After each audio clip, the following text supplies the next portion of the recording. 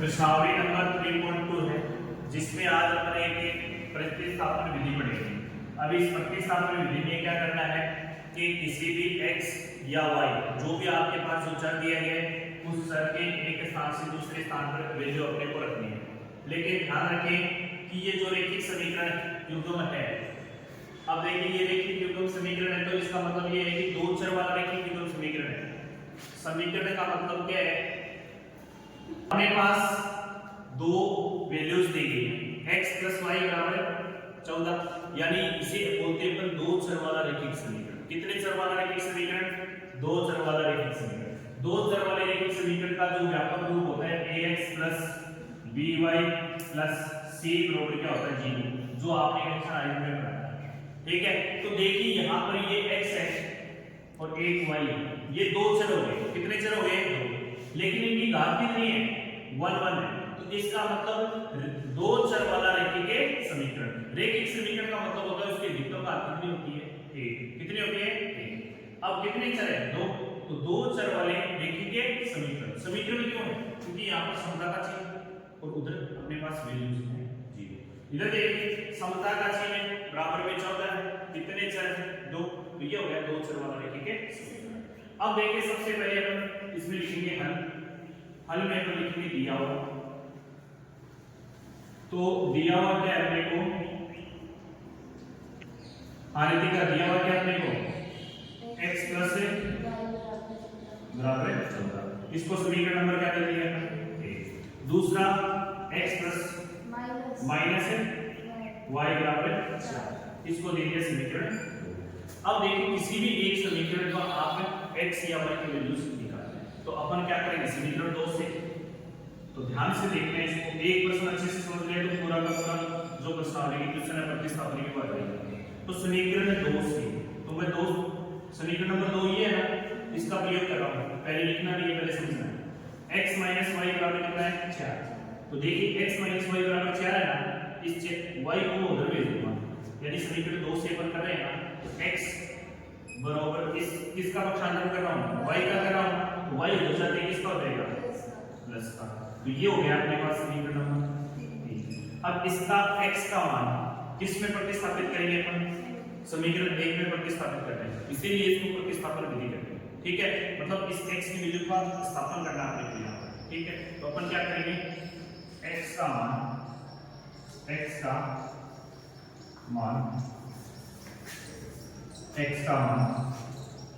समीकरण 1 में प्रतिस्थापन करने, जैसे अपन प्रतिस्थापन करेंगे इसमें समीकरण 1 में, तो ये जो वैल्यू है ये पूरी की पूरी किसकी है? x। किसकी है? x की। तो इस पूरी वैल्यू को आप इस x की जगह रखोगे, y से कोई वास्ता नहीं है, तो किसकी जगह रखोगे? x की जगह रखोगे तो क्या था? 4 + y। ठीक है, x की जगह अब क्या बचेगा? y कैसा है? प्लस। तो यहां प्लस का साइन लगा के y की बराबर, इधर बराबर में क्या है?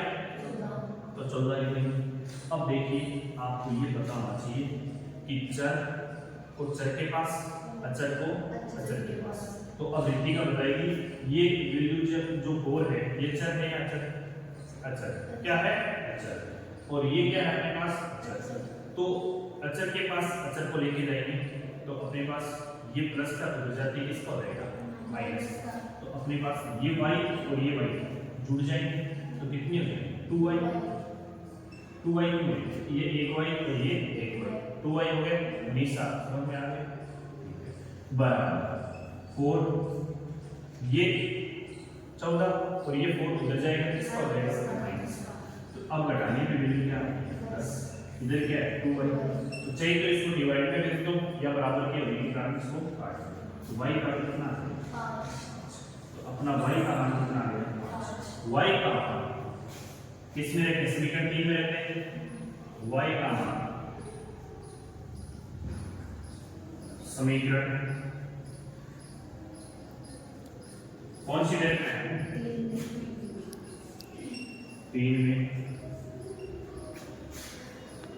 रखने।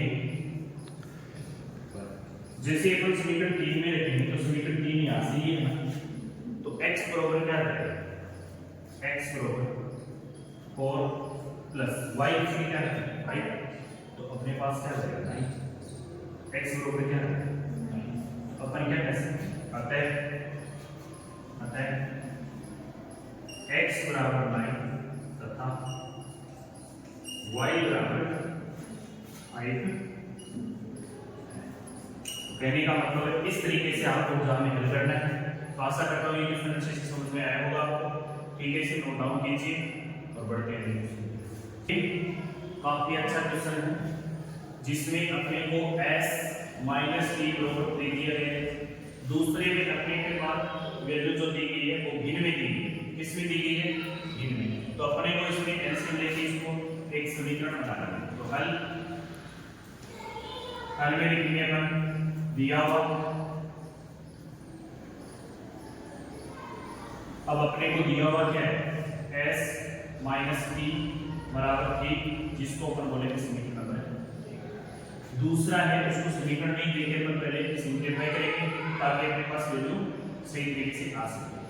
s बट्टे टी प्लस टी बट्टे 2 बराबर 6। अब जब भी ऐसा प्रश्न आए आपके सामने तो आप क्या ले लेना इसका एलसीएम।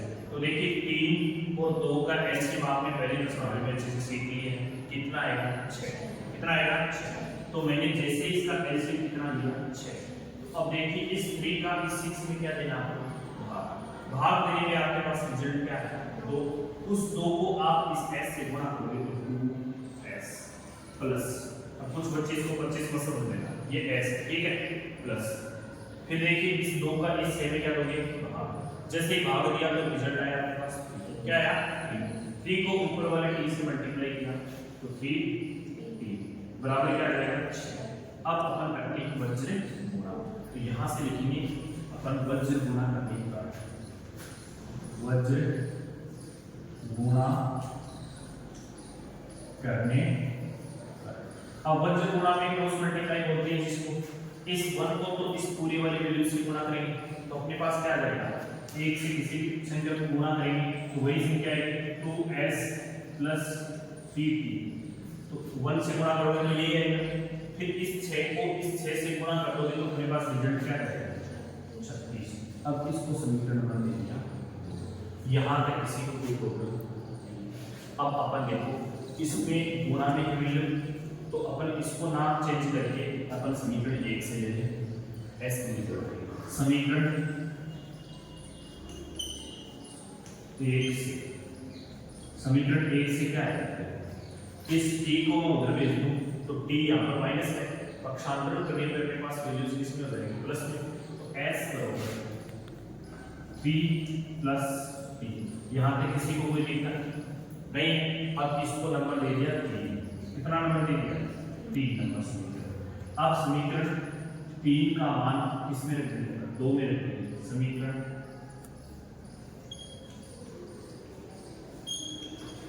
3 का मान प्रतिस्थापन करेंगे, मान 2 में रखने। जैसे इसमें रखेंगे अपन तो देखिए समीकरण 2 ये है ना, इसमें जहां s उस जगह अपने को ये 3 प्लस t लिखना है। किसकी जगह इस s की, तो 2 तो बाहर आ जाएगा, इस s की जगह ब्रैकेट में क्या आ जाएगा 3 प्लस t। फिर देखिए प्लस प्लस 3t बराबर क्या जाएगा 36, क्या जाएगा 36। अब देखिए ध्यान से, अब आपको ये बताया गया कि जब भी ब्रैकेट के बाहर कोई वैल्यू हो तो अपन उसको क्या करते हैं मल्टीप्लाई। तो जैसे ही इसको 3 से मल्टीप्लाई करोगे क्या आएगा 6, फिर इस 2 को किससे करवाओगे t से, ये आ जाएगा 2t। पहले से 3t ऑलरेडी आपके पास है, बराबर कितना आया 36। अब देखिए यहाँ से अपने पास 2t और 3t 5t, तो ये हो जाएगा 5t। इस 6 का क्या कर देंगे पक्षांतरण, जैसे पक्षांतरण करेंगे तो 6 किसका हो जाएगा माइनस का, तो 36 माइनस 6 अपने पास यहाँ पर क्या बचा 5t बराबर 30। यहाँ तक किसी को कोई शिकायत नहीं। अब देखो ध्यान से, t बराबर क्या रहेगा हमारे पास, t बराबर क्या रहेगा, क्योंकि 5 को 30 से काटोगे तो 5 की 30, तो t की वैल्यू कितनी आ गई हमारे पास 6। अब t का मान किसमें रख देंगे अपन, समीकरण नंबर 3 में क्या होंगे, t का मान समीकरण 3 में रखने, जैसे ही t का मान 3 में रखोगे तो देखो t यहाँ है ना, तो यहाँ क्या रखोगे 6, तो अपने पास s की वैल्यू कितनी है, देखो s बराबर यहाँ से 3 प्लस 6, तो t कितना हो गया, s का मान कितना हो गया, s बराबर कितना आ गया, मतलब कैसे करते हैं, s बराबर कितना है 9, s बराबर 9 तथा t बराबर कितना है पास, t बराबर 6, t बराबर कितना है 6, तो इसे अच्छे से याद कर। प्रश्न का जो तीसरा क्वेश्चन है, अच्छा क्वेश्चन है, ध्यानपूर्वक समझना है, इसमें क्या करना है क्या नहीं। तो सबसे पहले अपन हल लिखेंगे,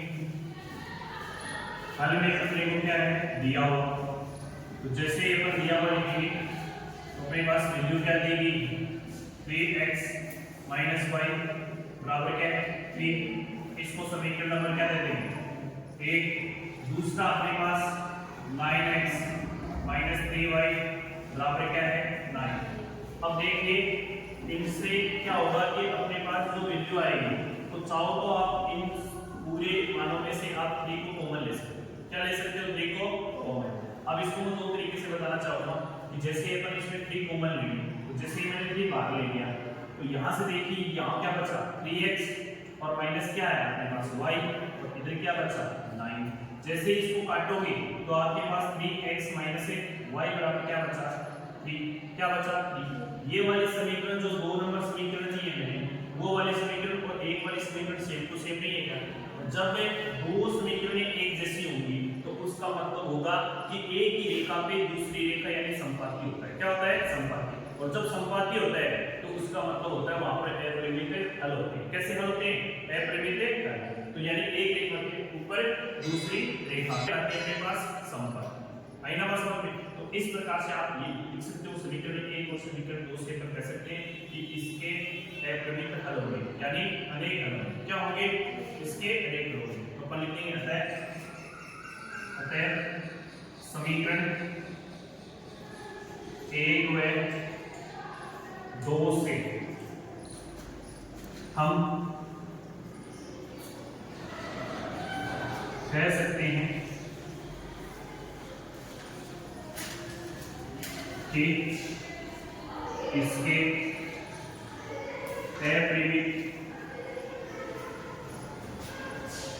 हल अर्थात अनेक हल, अनेक हल, ठीक है।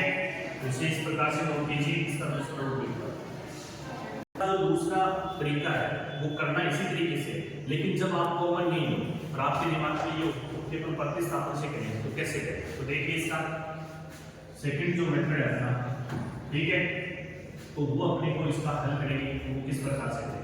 तो सबसे पहले समीकरण ले लेंगे 3x - y, जो आपको अच्छा लगे उस तरीके से करें।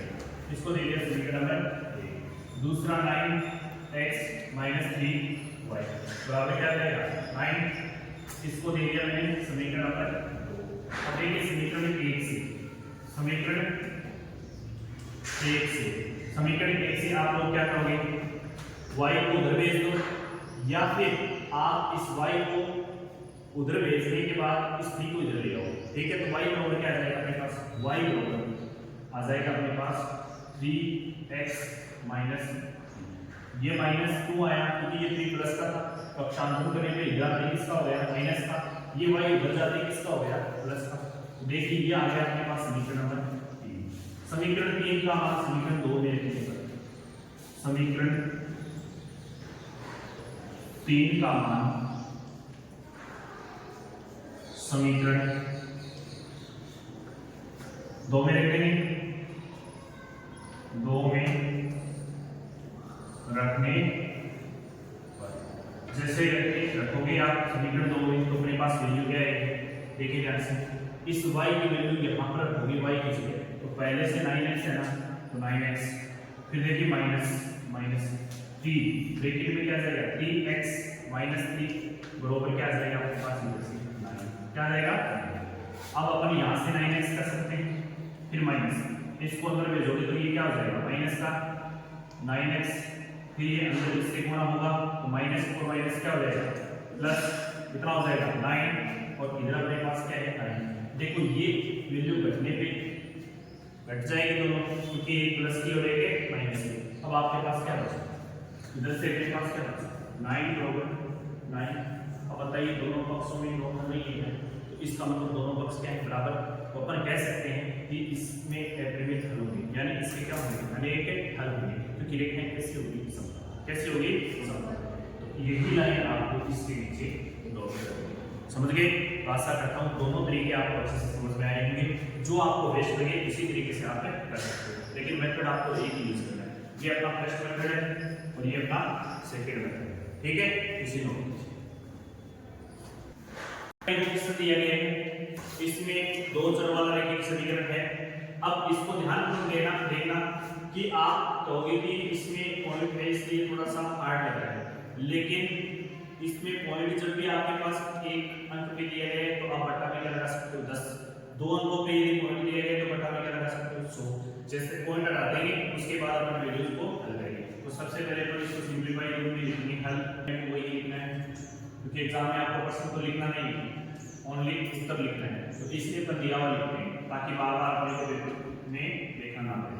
0.3y बराबर 1.3, फिर दूसरा अपने को दिया गया 0.4x प्लस 0.5y बराबर 2.3। अब इसको समीकरण नहीं लेंगे, समीकरण हल करने का, ठीक है। देखिए इसका पॉइंट हटेगा तो चलो यदि इसको देखें तो 4.3 ले लेंगे, ठीक है। समीकरण 1 से क्या आ जाएगा, समीकरण 1 से, ताकि अब आपको पता चल जाए कि समीकरण को हल करना है, ठीक है। ये पॉइंट है तो इस पॉइंट को हटाएंगे तो 2 के बटा में कितना लग जाएगा, कितना लग जाएगा। फिर इसका पॉइंट हटाओगे तो क्या आ जाएगा 3/3y बटे इसको x पे बटे 10, इधर क्या जाएगा बस 13/10। अब यहाँ से आपको पता है कि जब भी कोई भिन्न वैल्यू हो तो अपन उसके क्या लेते हैं एलसीएम, क्या लेते हैं एलसीएम।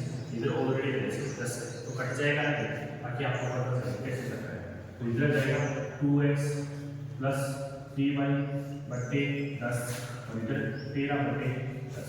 यहाँ से किसी को कोई सिखाया नहीं, तो फिर देखिए इस 10 से ये 10 क्या हो गया कैंसिल, तो अपने पास क्या बचा 2x प्लस 3y बराबर 13, जिसको समीकरण नंबर क्या ले लिया, जिसको समीकरण नंबर क्या ले लिया।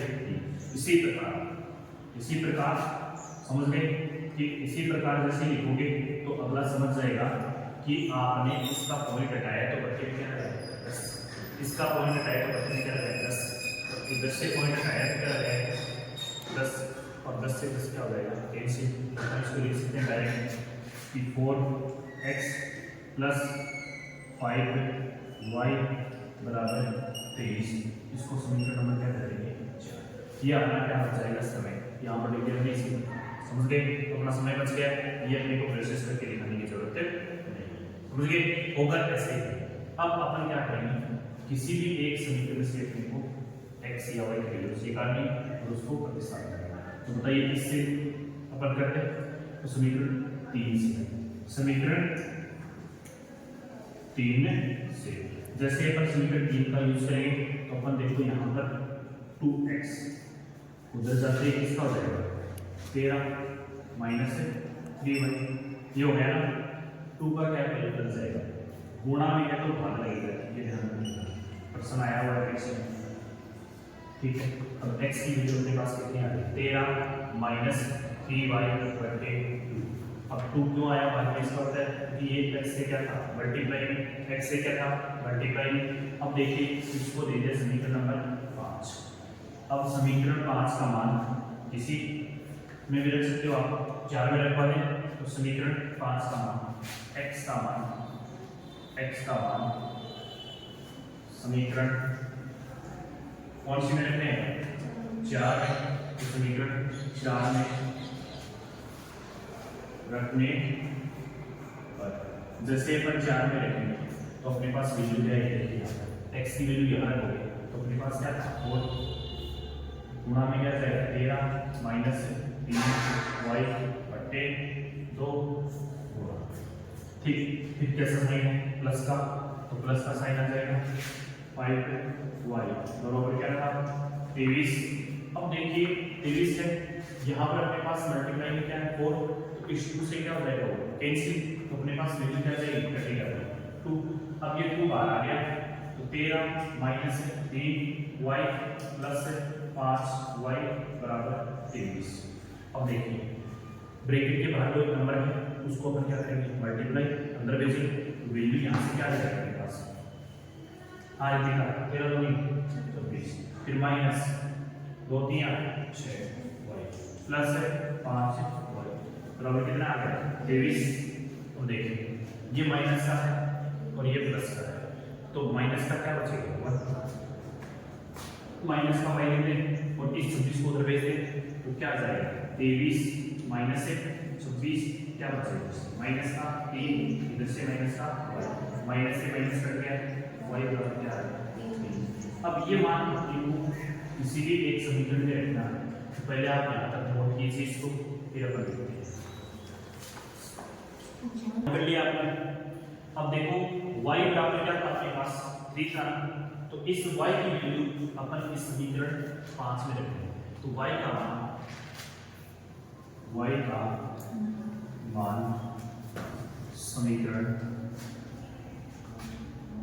5 में रखने पर 5 में ऐसा लिखा हुआ है, ठीक है 5 में रखने जैसे ही 5 में रखेंगे तो अपनी बात ये होगी x बराबर 13 माइनस 3 गुणा y की वैल्यू कितनी थी 3 बटे, देखिए 13 माइनस 6 बटे 13 अपने पास, तो देखिए 13 में से 3 into 3 9 ध्यान दीजिए, ठीक है 3 into 3 था जैसे 9 बटा 2, तो 13 में से 9 घटाओगे तो अपने पास वैल्यू क्या आ जाएगी 4 बटे 2, यानी x की वैल्यू कितनी आ गई अपने पास कितनी आ गई 2।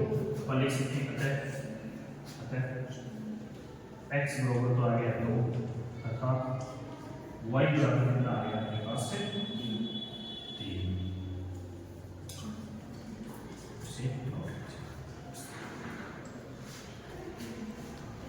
इस क्वेश्चन में अपन सबसे पहले हल में हमने को दिया हुआ है,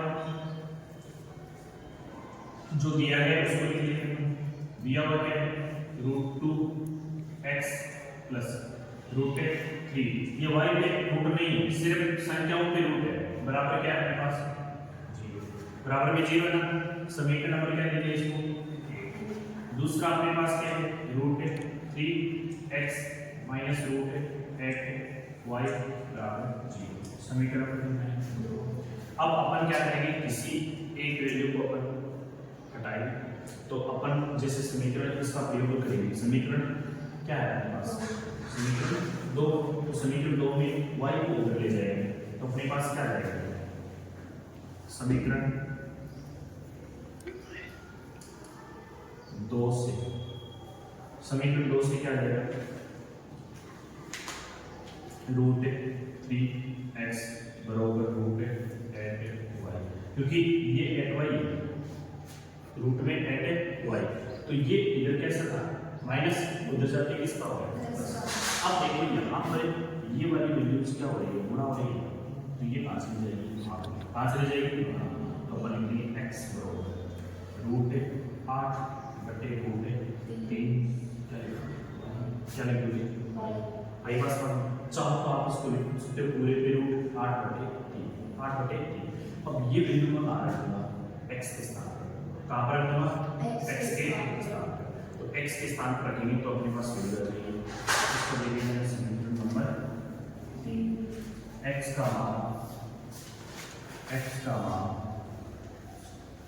अब बताओ मैं कौन सी समीकरण में रखूंगा, क्योंकि मैंने 2 का प्रयोग किया था ना, 2 से ये प्राप्त किया था ना, तो इसकी वैल्यू में कहाँ रखूंगा, समीकरण 1 में। तो x का मान समीकरण 1 में रखने, जैसे अपन 1 में रखेंगे तो 1 अपना क्या है, √2x, x के स्थान पे ये आ जाएगा, तो हमारे पास रहेगा √2 इंटू √8/√3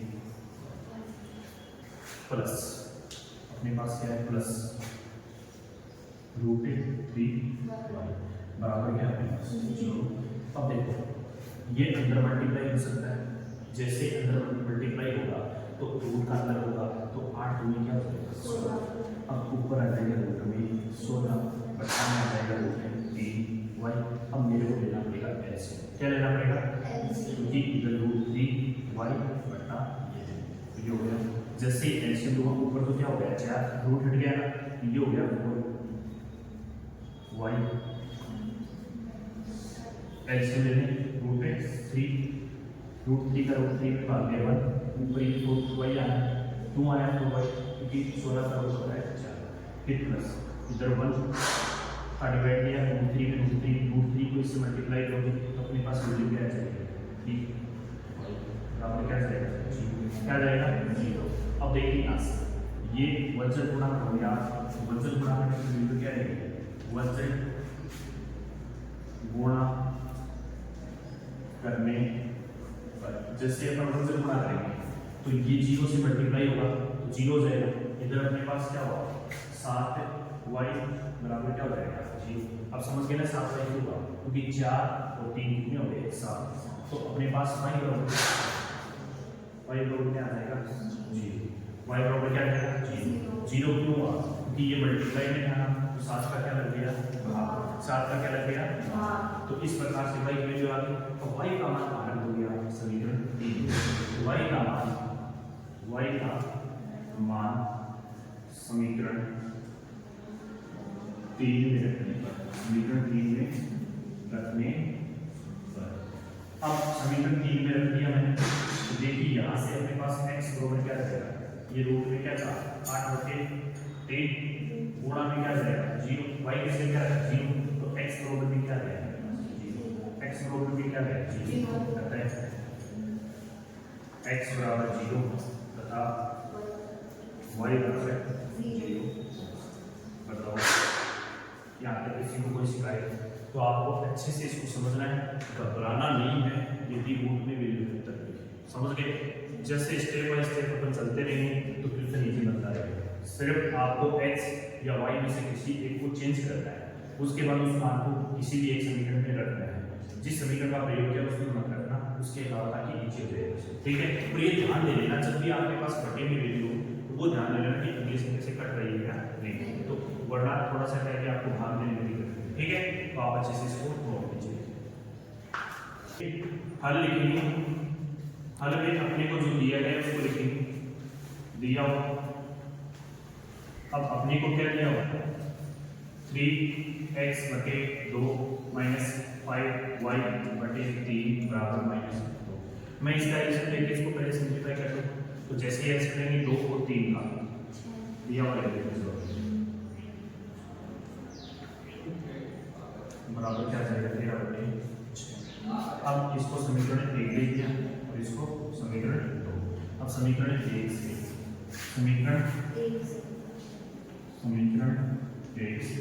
समीकरण 1 से क्या करोगे, इधर का एल्सियम ले लेंगे तो कितना जाएगा इसका 6, 2 और 3 का एल्सियम कितना आ गया 6, इस 2 का भाग दोगे 6 में तो कितना है 3 को ऊपर वाले 3 से गुणा किया x, फिर साइन कैसा माइनस 3 का भाग 6 में दोगे 2 को ऊपर वाले से गुणा दोगे 10 y बराबर क्या जाएगा माइनस है। अब क्या करेंगे वज्र गुणा करने पर, जैसे अपन वज्र गुणा करेंगे एक से पूरा पद गुणा हो तो दोनों पद गुणा होंगे तो 9x - 10y बराबर -12 12 है 6 दूनी 12, इसको समीकरण नंबर दे दिया 3। अब देखिए समीकरण 2 से क्या करेगा पास। देखो 2 से अपन एलसीएम लेंगे, इसका एलसीएम भी क्या आएगा 6, क्या जाएगा 6। अब देखिए 3 का भाग 6 में 2 की 2, 2 को ऊपर वाले से गुणा कर दो 2x प्लस क्या जाएगा, ठीक है। इस 2 का इस 6 में भाग दोगे क्या जाएगा 3y बराबर क्या जाएगा 13/6। अब इस 6 से इस 6 को काट देंगे तो अपने पास जो वैल्यू आएगी वो कितनी आ रही है 2x प्लस 3y बराबर कितनी होगी 13। ये हो गया समीकरण नंबर 4। ये समीकरण नंबर क्या हो गया। अब देखिए अपन किसी भी एक समीकरण का प्रयोग करेंगे। चलो अपन उस वाले समीकरण का प्रयोग कर रहे हैं तो शांत कर देंगे किसी समीकरण 4 से। समीकरण 4 से हम क्या करेंगे 2x ये रह जाएगा 13 माइनस 3y आ जाएगा। x बराबर क्या आ जाएगा 13 माइनस 3y/2। ये x का मान आ गया अपने पास। इसको मैंने समीकरण नंबर क्या दे दिया 5। क्या दे दिया 5। अब देखिए अपन क्या करेंगे 5 का x का मान किस में रखेंगे समीकरण 3। तो x का मान समीकरण कौन सी में रखेंगे 3 में रखेंगे। 3 में रखने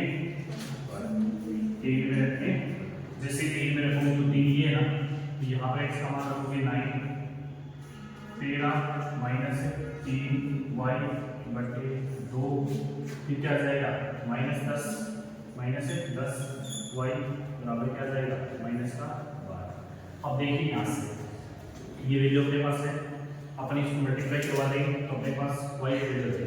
इसको इससे मल्टीप्लाई कट नहीं रहा है, इसको कट नहीं रहा है, इसको इससे गुणा करोगे तो 13 के 9 से गुणा करोगे तो अपने पास क्या आएगा 117 और वो भी कैसा अचर का प्लस आएगा फिर माइनस 27 y/2 माइनस 2।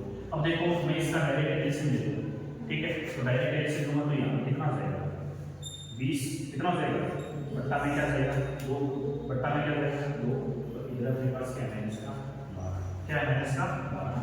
अब देखिए ये एक नया रूल बन गया मेरे पास। वापस वज्र गुणा कर देंगे, वज्र गुणा करोगे तो क्या जाएगा 24 कितना आ जाएगा। देखो ये दोनों जुड़ जाएंगे तो जुड़ के कितने हो गए 47 y माइनस की हुई है नहीं हुई। देखो 27 और 20 47 हो गया ना, 47 y माइनस के हो गए 117 उधर जाएंगे ये भी माइनस के हो गए।